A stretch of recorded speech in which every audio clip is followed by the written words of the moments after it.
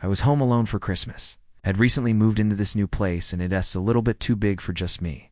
So for the first time ever, I was celebrating the holidays solo. It's a big house with a lot of rooms. And one of the rooms that it has is a very large master bedroom. But what completes the room is the bed. It's huge. There are 4 corner posts that are actually holding up the actual canopy of the bed.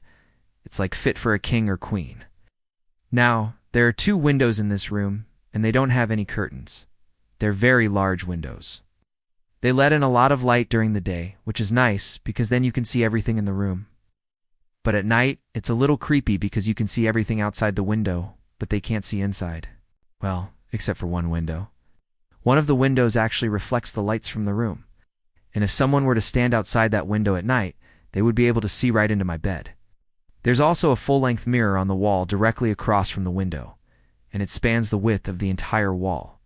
It has an ornate gold frame around it, and it was in this mirror where I would catch my reflection while I was getting dressed in the morning. One evening, I came home from running errands, and I remember vividly walking into the master bedroom and noticing that the bed was all rumpled. Now, I live alone. I didn't make the bed that morning, and when I did come back, no one had been home. And so I thought it was strange that the bed was unmade.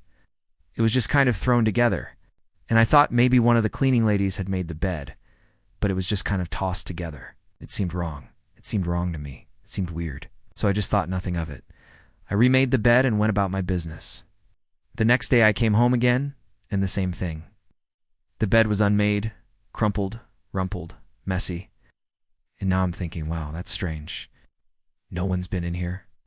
I am the only person who has a key to this apartment. And so that's when I started to notice the other things. Little things would be out of place. Things that would be in their normal places would just be randomly moved around. At first it was small things, but then it started to get bigger. One day I came home, and I noticed that my jewelry armoire is this big, tall, narrow thing. It's very heavy. And when I say heavy, I mean heavy. And it was standing straight up in the corner, but it had been pushed over onto its side. And it was scary because I knew that if I couldn't move it, nobody could have moved it. It wouldn't have been possible. And yet it was lying down on its side. It hadn't fallen off the wall. It had been stood up and pushed over, and I freaked out. That's when I decided to put security cameras in the apartment. I put them up. They were just little tiny ones. I hid them in the room, and then I left the apartment. I went away for a weekend. I went to a friend's house. I told her about the situation, and she said, "You should probably get rid of that mirror. It's bad juju." She said it looks like a portal into another dimension. I laughed at her and said, "Yeah, well, it's just an old mirror. And besides, it's a pain to take down. It's in the wall. It's not like I can just rip it out like it's a picture frame." So I stayed at my friend's house, and I didn't think anything of it.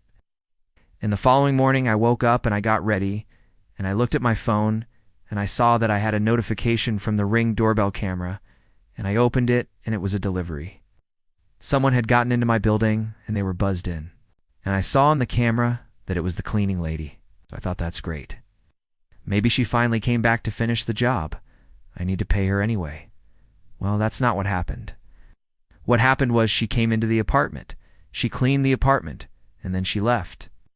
But she didn't leave without taking something with her. Ow. What she took was the mirror. Yes, the mirror that I thought was just a painful, heavy thing to remove. Turns out the cleaning lady took it with her.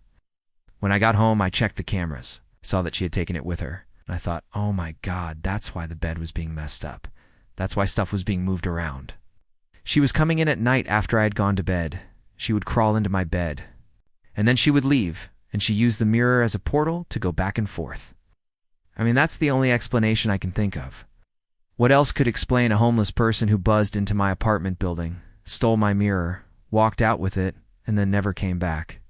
I did try to find her. I tried to call the agency to ask them if they could pay her, but no one knew where she was. She just disappeared. Now, some of you might be saying, yeah, but why would a homeless person want a big, heavy, ornate gold frame mirror? What use does she have for that? Well, here's what I think. Here's what I think happened.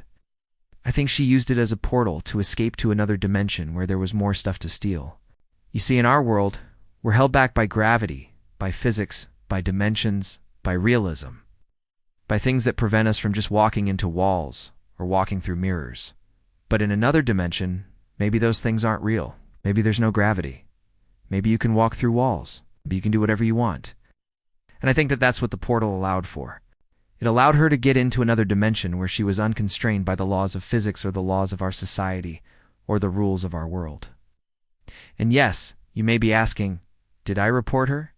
Did I report the theft? Of course I did. But I also understand that she probably doesn't even belong here. So it doesn't make sense to punish her according to the laws of our world, if she's from another world altogether. Some people believe that mirrors are portals to other dimensions. Others believe that mirrors reflect your soul. Whatever you want to call it, I'm not sure. All I know is that after the mirror was stolen, things got quiet.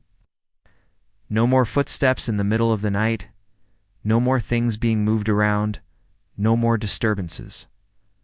The house was silent. And although it's a relief, part of me misses the chaos. Part of me misses the mystery. Part of me wishes that I could have kept that mystery forever, that I could have solved it, that I could have figured out what was going on or who was messing with me. But instead, I chose the boring option of stealing a mirror and selling it somewhere else. And now, of course, the house is empty. It's quiet. I'm home alone for Christmas. I'm waiting for the next mystery to arrive. If you enjoyed this horror story, please subscribe for more.